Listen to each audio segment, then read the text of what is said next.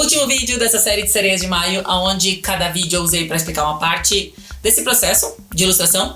E esse último é sobre pintura, e eu tô gravando no último dia do mês de maio pra terminar o desafio dentro do prazo. Mermaid, sereias de maio. Nesse vídeo eu vou dividir o processo de pintura em 4 partes e dar 4 dicas em 180 segundos, mais uma dica bônus. E a ideia desse vídeo é acelerar a pintura nas coisas que dá pra acelerar, sem ter que fazer com pressa, porque isso faria a gente perder a oportunidade de fazer boas decisões. Então, começando. E a primeira coisa, depois que terminou o desenho, é fazer a silhueta de uma só cor. E na verdade melhor cinza pra nem pensar em cor. Concentrar só na silhueta e ver se aquela coisa tá interessante.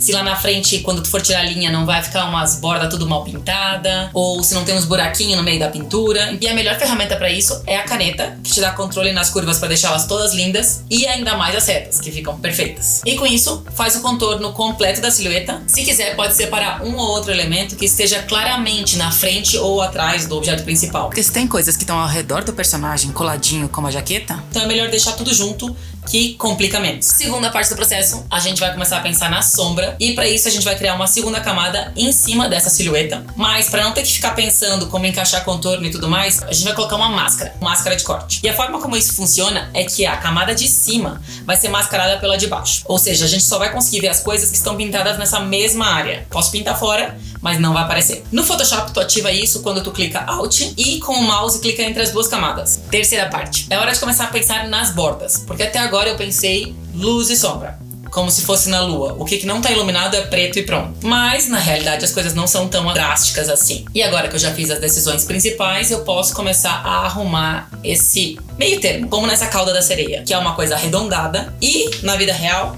no mundo Terra, quando as coisas são arredondadas, elas têm essa transição bem mais suave. E para fazer isso, a gente pode usar a ferramenta que era a salvação na aula de arte, que era borrar, ou o dedinho com cuspe, que a gente usava pra ir borrando como se não houvesse amanhã. Mas cuidado que deixar tudo borrado vai ficar sem graça. Dá uma olhada ao teu redor pra ver quanta coisa com borda definida existe. Inclusive, existem estilos de arte que tem todas as bordas bem definidas, mas o contrário, pensar em um estilo de arte onde tudo seja borrado, não consigo lembrar. o importante aqui é, pode borrar, mas com moderação. Mini pausinha. E olha como nessa parte do processo, porque tá tudo segmentado, é fácil olhar se as coisas estão funcionando ou se eu tenho que voltar atrás e arrumar uma coisinha ou outra, como por exemplo aqui nessa parte.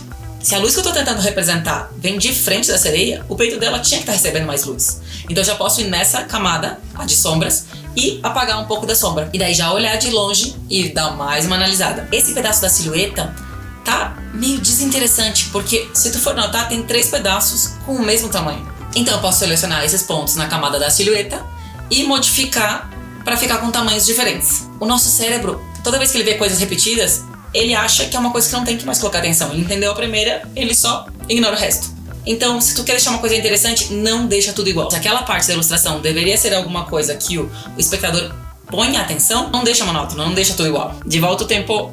E a quarta etapa, finalmente a cor. Agora que a gente já pensou na silhueta, já pensou na luz, direção, intensidade, a gente pode dar toda a atenção que a cor precisa. E a primeira cor que eu vou pensar aqui é a cor da sombra, porque preto é sem graça. Então, pensa no ambiente que o objeto está. Na minha sereia é o mar, é azul, então vou colocar uma sombra meio fria. Mas começa a reparar no ambiente ao redor de ti como quase nada é preto.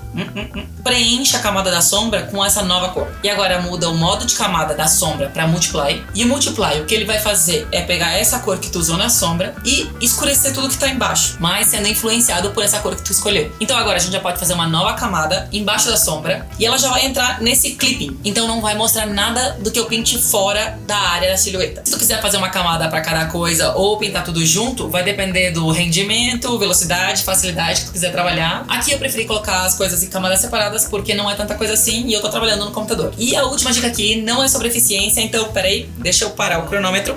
Gravado 180 segundos para 4 dicas. E essa última dica, que é pra dar um pouquinho mais de vida, é tenta ir colocando variações de cores nas coisas. Porque, por mais que um casaco seja bordô, ele não é o mesmo bordô em todos os lados. Como o meu casaco verde não é o mesmo verde em toda parte. Aqui ele tá mais amarelinho por causa da luz. Pele, rosadinho, amarelinho, tudo tem uma variação. E todas as coisas que estão ao redor da gente vão influenciando. Então vai colocando essa variaçãozinha de cor enquanto tá pintando. Não precisa nem ser tão lógica se ela for uma cor bem meio parecida. Um verdinho um pouquinho mais amarelo, um verdinho um pouquinho mais azul. Como as sombras já ficaram definidas, pintar por baixo dela com uma variação de cor não vai prejudicar a forma. Vai ficar só interessante. Mas olha como só de ter esse processo dividido por etapas já vai deixar o teu cérebro focar em um problema de cada vez, e isso já devia fazer o processo ser bem mais rápido. Então, boa sorte na próxima pintura. Eu tenho certeza que tu vai ter uma boa experiência com isso, vai ser uma experiência pro futuro. E a gente se vê na próxima. Também, olha como é que ficou minha sereia.